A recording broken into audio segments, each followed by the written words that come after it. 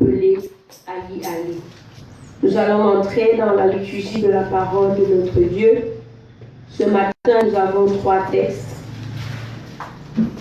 à savoir Ézéchiel 37, 12 à 14, Romains 8, 8 à 11 et Jean 11, 1 à 45.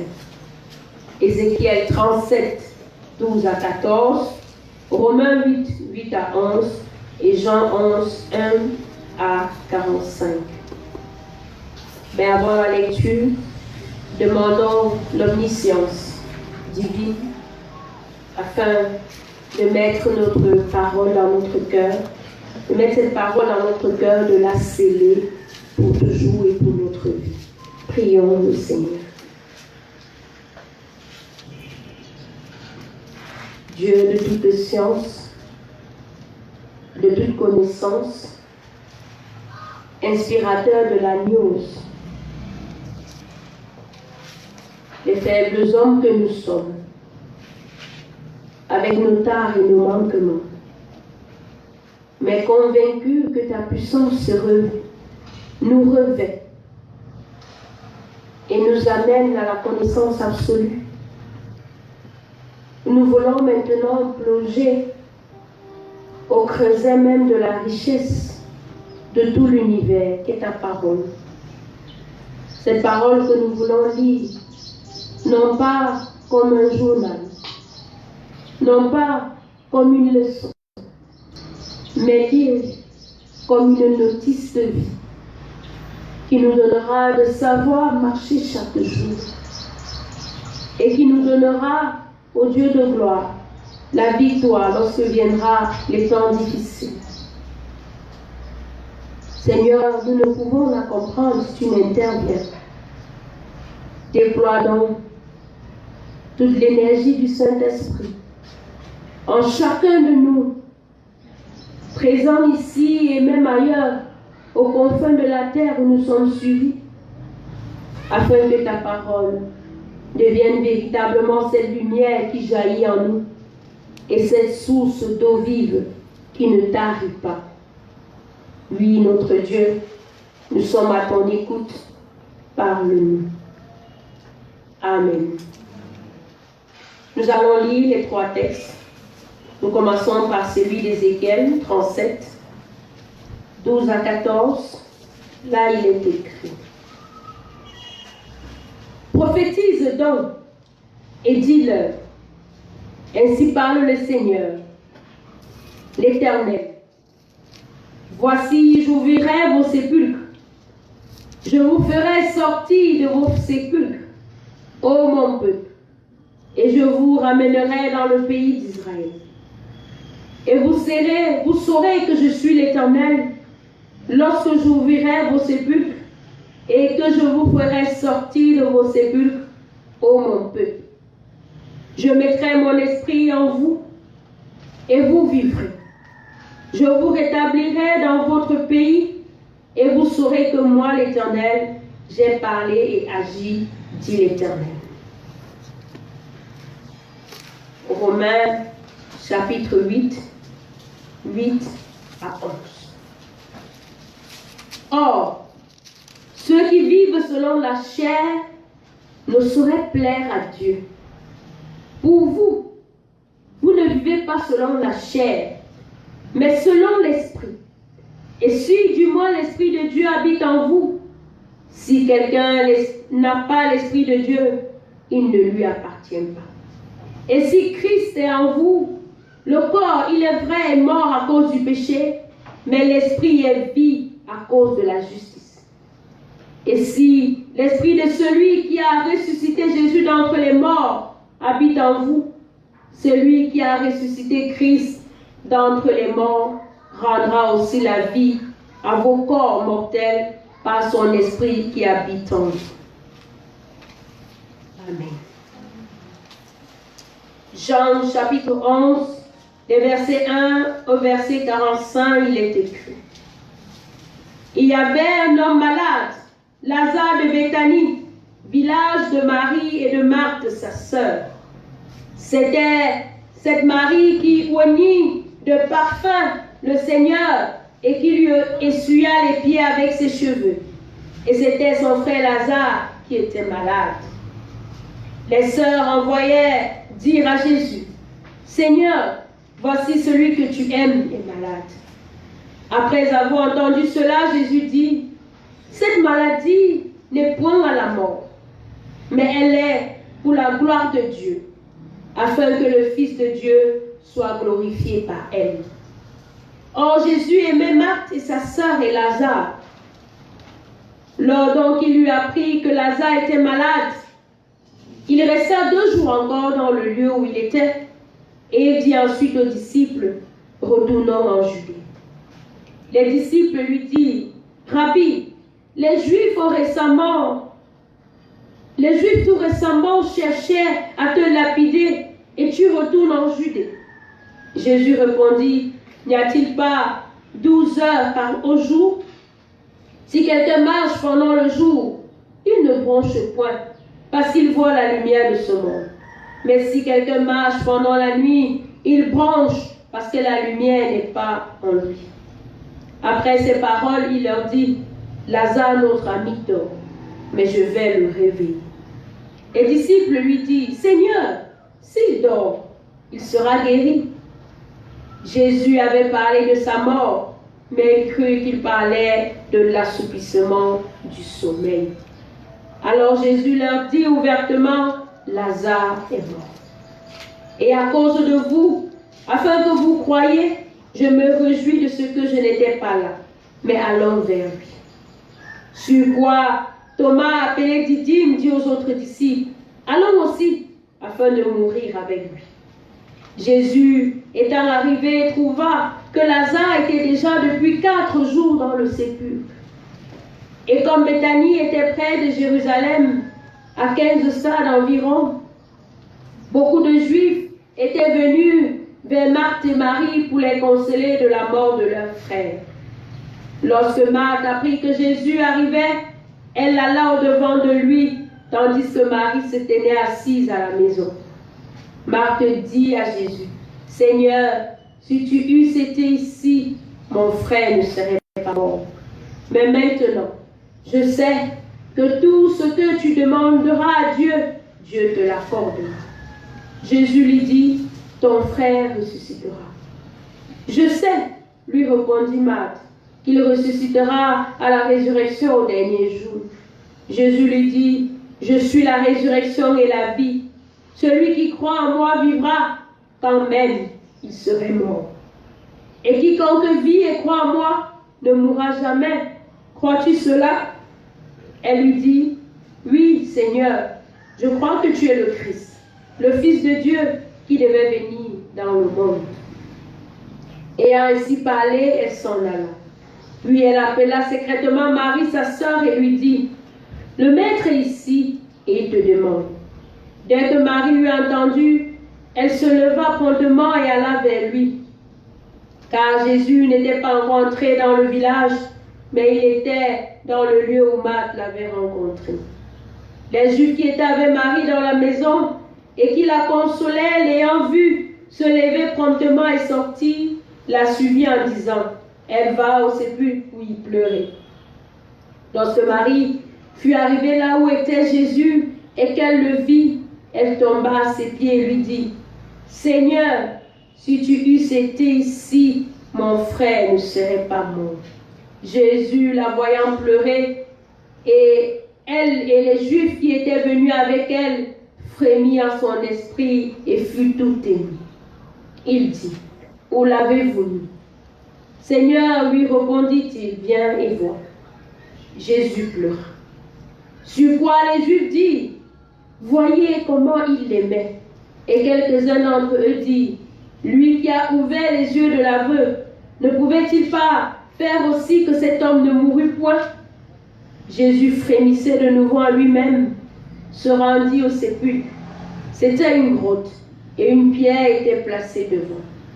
Jésus dit, « ôtez la pierre. » Marthe, la sœur du mort, lui dit, « Seigneur, il sent déjà, car il y a 4 jours qu'il est là. » Jésus lui dit, « N'étais-je pas dit, si tu crois, tu verras la gloire de Dieu? » Ils ôtèrent dans la pierre. Et Jésus leva les yeux en haut et dit, Père, je te rends grâce de ce que tu m'as exaucé. Pour moi, je savais que tu m'exauces toujours, mais j'ai parlé à cause de la foule qui m'entoure, afin qu'ils croient que c'est toi qui m'as envoyé. Ayant dit cela, il cria d'une voix forte, Lazare, sors. Et le mort sortit, les pieds et les mains liés de bandes, et le visage enveloppé d'un linge. Jésus leur dit, déliez-le et laissez-le aller. Plusieurs des Juifs qui étaient venus vers Marie et qui vit ce que Jésus fit, crurent en lui. Amen.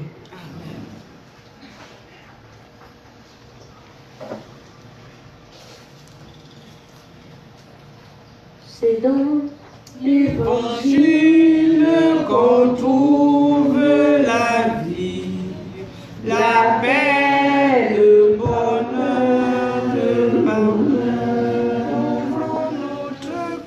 Ouvrons notre cœur à sa grâce infinie, donnant tant de bien aux pécheurs.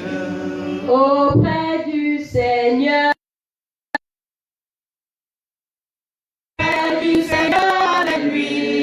Sur la route, marchons de tout cœur en chantant. Il sauve, il guérit, puis enlève le doute. Il vit, il est là maintenant. Tout ce qui était mort en toi revit. Je nous invite à reprendre avec moi cette phrase. Tout ce qui était mort en toi revit. Tout ce qui était mort en toi revit. Bon, maintenant, dis à moi. Tout ce qui, maintenant c'est toi, non? Pourquoi vous dites ça seulement chez moi? Tout ce qui était mort à moi revit. Quand un malheureux crie, l'Éternel entend et il le sauve de toutes ses détresses. Psaume 34, verset 7. J'ouvre le message de ce jour par ce verset de ce psaume parce qu'il s'est pleinement accompli dans ma vie.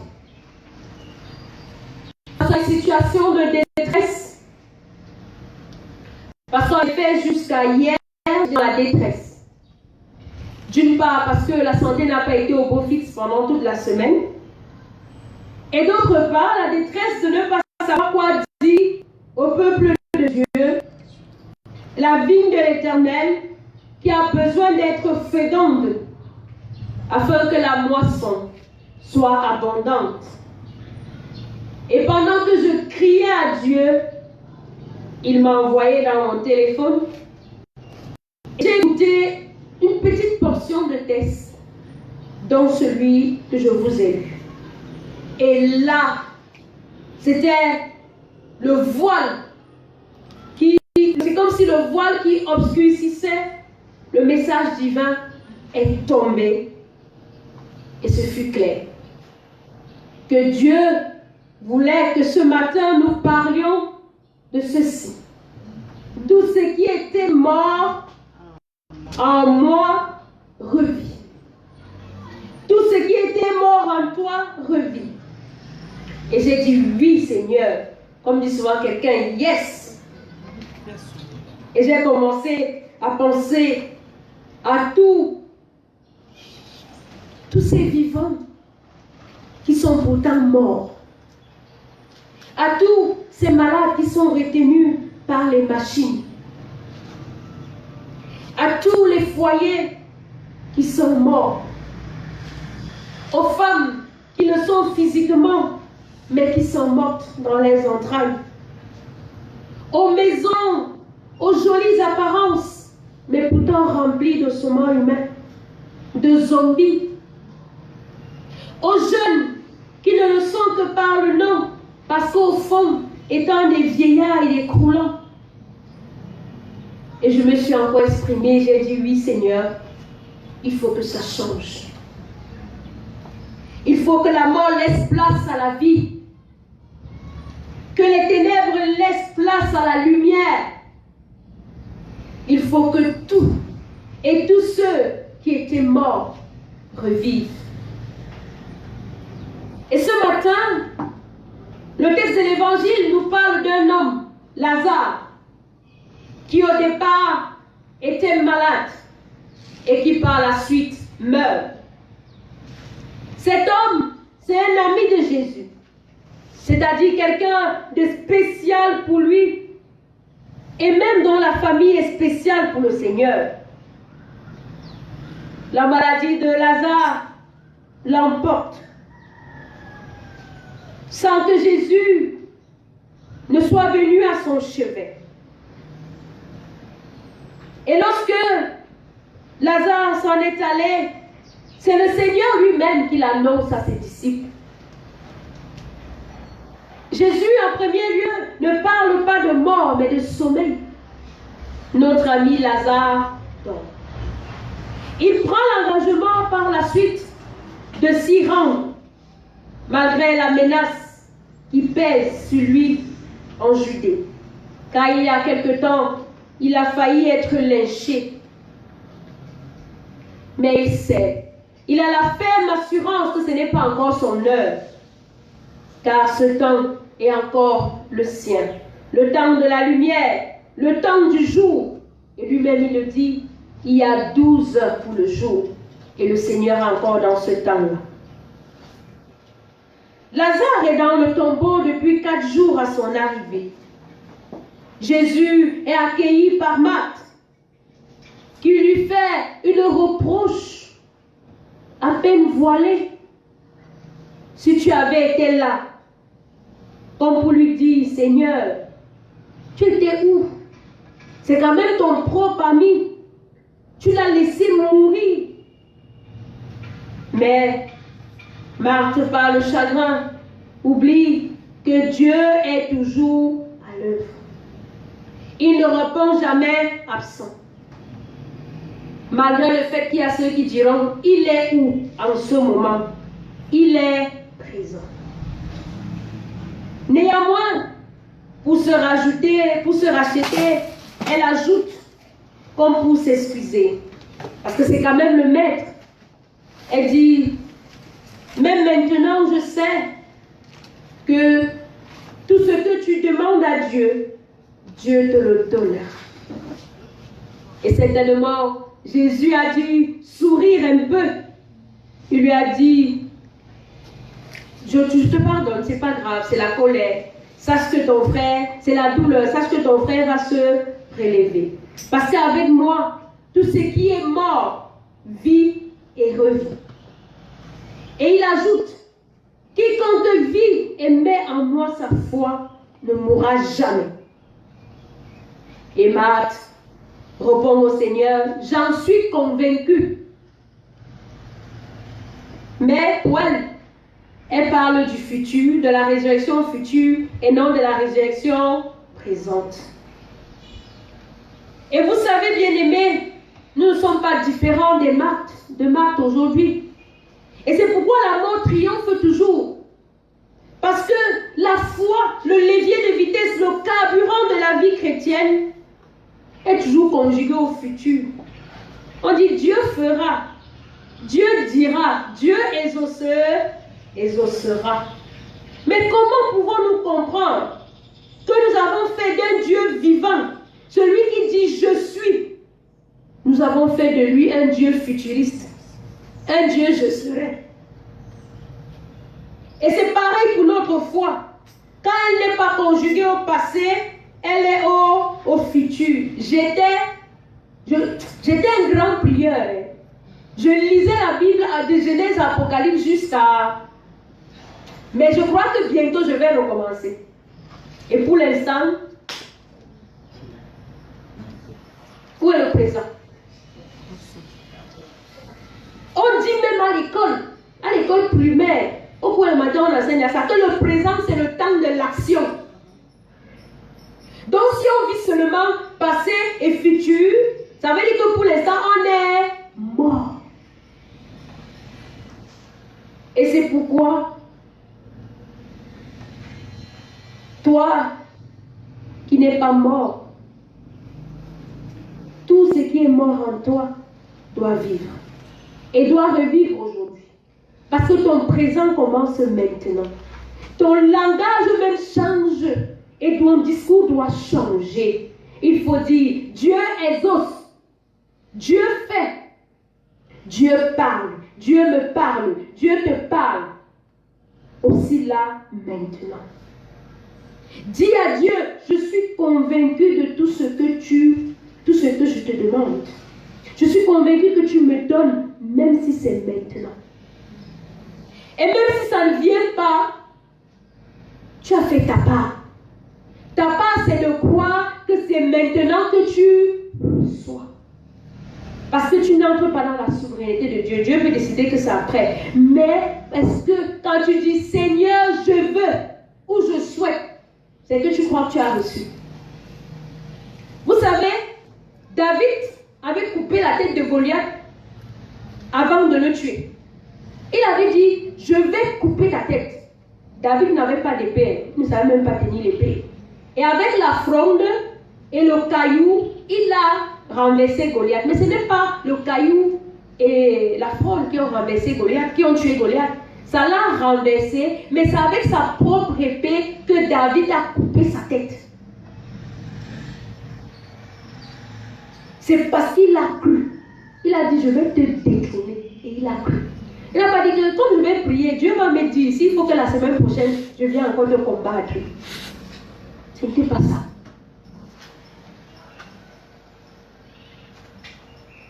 Marie arrive aussi. Et elle arrive avec les mêmes propos que sa sœur.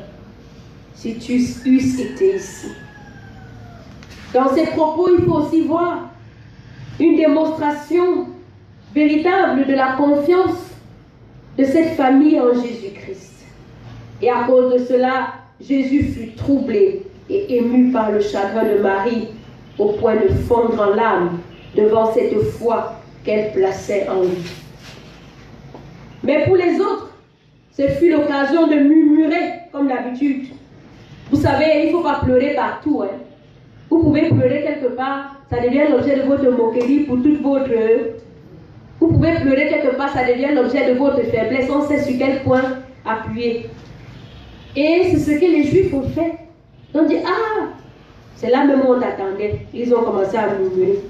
Du genre, comme nous aimons bien faire, n'est-ce pas? Il pleure maintenant. Il était même mou depuis. N'est-ce pas? Il avait dit qu'il fait ceci, il fait cela. On va voir. Maintenant, tu vas aussi pleurer. Ça t'a dépassé le tout aussi. Parce que vous savez, les pièges de la gloire de Dieu sont toujours cachés partout. Dès qu'une situation difficile arrive, on dit que le tout, sinon, ça t'a pris. Mais ils oublient que le timing de Dieu n'est pas le nôtre.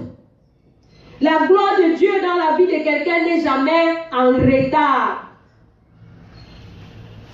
Et lorsque Jésus veut se rendre au tombeau, les premiers qui disaient qu'on sait qu'il va ressusciter disent quoi?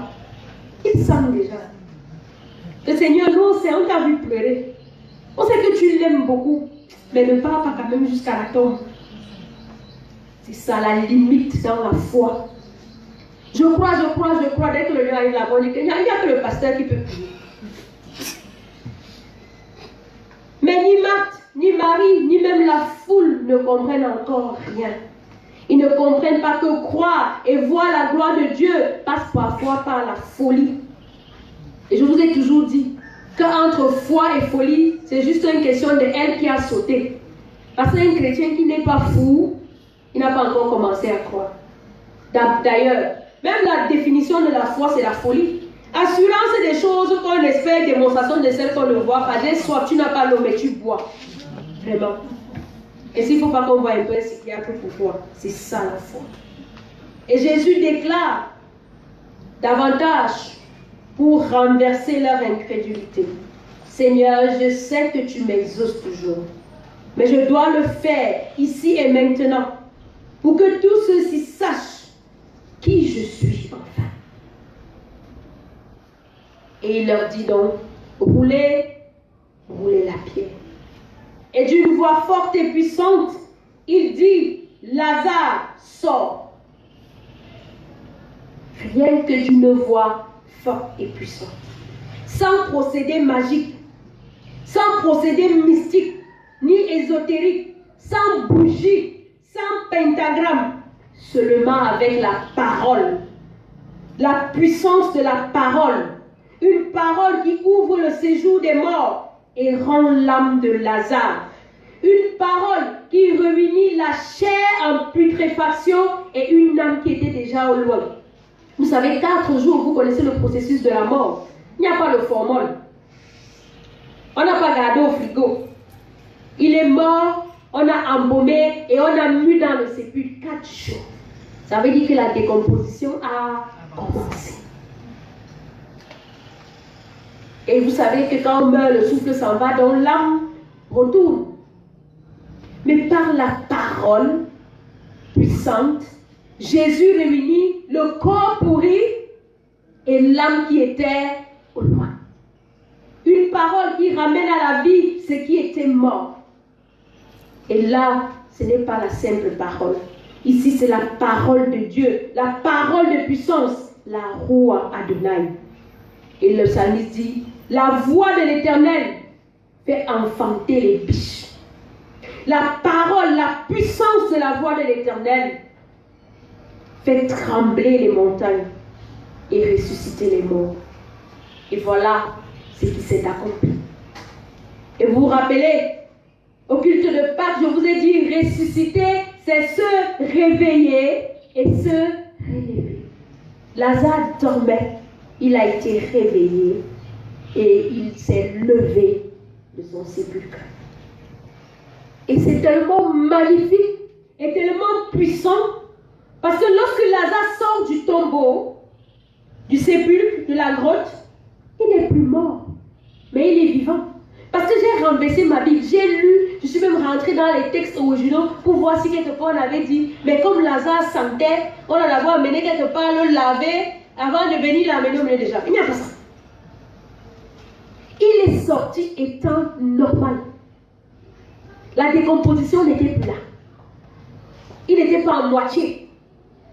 La seule chose qui prouvait qu'il sortait de la tombe, c'est parce qu'il avait des bandes. Et c'est pourquoi Jésus dit, déliez-le. Et allez avec lui. Déliez-le et allez, sa place n'est plus ici. Est-ce que ce n'est pas magnifique? Voilà là où Dieu veut nous amener. C'est ça, la puissance de la parole de Dieu. Et c'est pourquoi nous avons dit tout ce qui était mort revient. Et toi qui m'écoutes ce matin, je ne sais pas d'où, tu es à la maison, tu es devant ton téléphone, ton ordinateur, tu nous suis. Tu es peut-être un Lazare, ou même pire. Pour les tiens, tu es mort. Il n'y a plus d'espoir. Pour les autres, même tu sens. Donc dès que tu arrives quelque part, tu respires une odeur de mort. Les gens se lèvent. Pour toi-même. Et vous savez, il y a des gens qui sont arrivés au stade où ils n'arrivent même plus à se regarder dans le miroir. Parce que quand ils voient le miroir, ce n'est pas son visage qu'ils voient, c'est le reflet de la puanteur de sa vie. C'est ces monstruosités qu'ils voient. C'est les enfants qui les gorgent pour boire le sang qu'ils voient.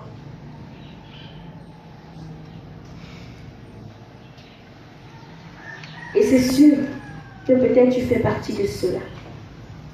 Et tu te dis comme Marthe et Marie ce matin, si Dieu avait existé, serais-je ainsi? Si Dieu était arrivé à temps, serais-je là?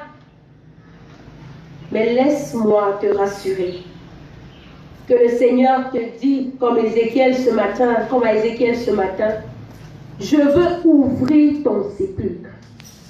Je veux te sortir de l'abîme pour la lumière. Je te dis, je veux te délier de ta caverne où tu t'es enfermé, ou alors on t'a enfermé, parce qu'il y a des gens qui sont spécialistes d'enfermer les vies des gens dans les ténèbres, dans les bouteilles, dans les canaries. Je veux te sortir de là, afin que tu saches que moi, l'Éternel, j'existe. Désormais, c'est plus l'esprit de celui que tu as servi, qui t'a démoli, t'a réduit à l'état de loque humaine, d'esclave. Désormais, maintenant, je vais crier ton nom. Je ne sais pas quel est ton nom, mais mets ton nom là toi-même et sors. Je mets mon esprit en toi et tu vas vivre. Je te rétablis dans ta destinée, tel qu'écrit dans le livre de ta vie. Ce n'est plus les sorciers, ce ne sont plus les lieux familiaux, ce ne sont plus tes péchés, ce n'est plus ton portefeuille, qu'il soit lourd ou pauvre, ce n'est plus ton statut. Ce n'est plus ta secte ni tes alliances qui vont diriger ta vie. C'est moi l'Éternel, Adonai, qui agit. Crois-tu cela? Où que tu sois, qui que tu sois, laisse la parole de puissance entrer dans ta vie. C'est le contrôle de ton existence. Sinon, tu vas continuer à être un zombie. Vous voyez les zombies, non? On coupe la main, ils continuent à marcher. On coupe le pied, ils continuent à vivre. Ils n'arrivent pas à mourir. Mais ils ne vivent pas et ils ne meurent pas. Sinon, tu risques donc d'être ce mort vivant, comme depuis le jour où tu es entré dans le monde. Car une vie sans Christ, sans son souffle de vie, est un gâchis absolu.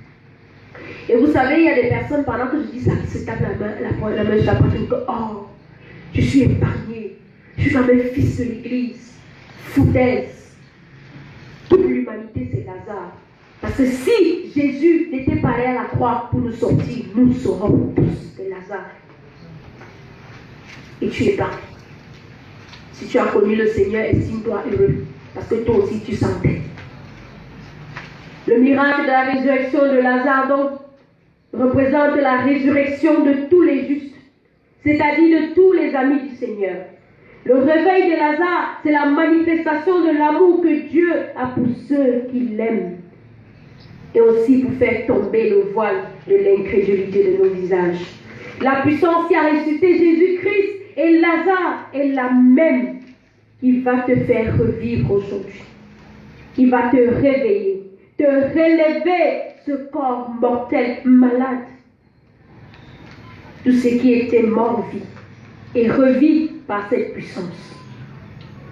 Bien-aimé, que ce soit ton mariage qui était mort, Dieu dit, il va revivre. Il revit même maintenant. Si c'était tes entrailles, le Seigneur dit, la vie va germer. Si c'était tes finances, ta santé, si c'était même ta vie de prière, que tu n'arrivais plus à prier une minute sans dormir, le Seigneur dit, ta prière là, ça va briller. Ta foi, ta relation avec Dieu, le Seigneur dit, ça va revivre, ça revit. Et même si tu es dans un cas désespéré, où on t'avait donné un diagnostic du genre, il ne te reste plus que quelques mois à vivre, c'est le diagnostic des hommes. Ce n'est pas le diagnostic de Dieu. Et Dieu t'invite à croire et à voir sa gloire. Crois-tu tout ceci, que ce qui mort en toi vit? Jésus déclare, je suis la vie, la résurrection et la vie éternelle. Et tu sais, mon frère, ma soeur, la vie éternelle, c'est en deux temps. Le premier temps, c'est sur la terre. Quand j'ai le Christ, j'ai la vie, j'ai la puissance. Mais la terre prendra fin et l'éternité viendra. Et ça, c'est le deuxième temps. Et on va entrer dans l'infini. Et pour rire, j'ai dit, l'infini est infini, parce qu'on ne définit pas l'infini. Et la question que je dois me poser, moi qui m'écoute ce matin, toi qui m'écoutes et tu es là ce matin, est-ce que je vais la vivre, cet infini? Parce que cet infini se prépare maintenant. Mais ceux en qui tout est mort n'ont pas droit à l'éternité de douceur, mais à l'éternité de tout le monde. Réfléchis maintenant et comme le psalmiste, mets ton espérance en l'Éternel, car la miséricorde et la rédemption sont auprès de lui et rien n'est impossible à Dieu. Crois-tu cela? Quelle que soit la situation que tu traverses, elle n'est pas pour la mort, mais pour la gloire de Dieu. Et que tout en toi revive. Et que le Dieu de la vie, Jésus-Christ, fertilise cette parole puissante en toi et que tu fasses un choix maintenant. Amen. Je reconnais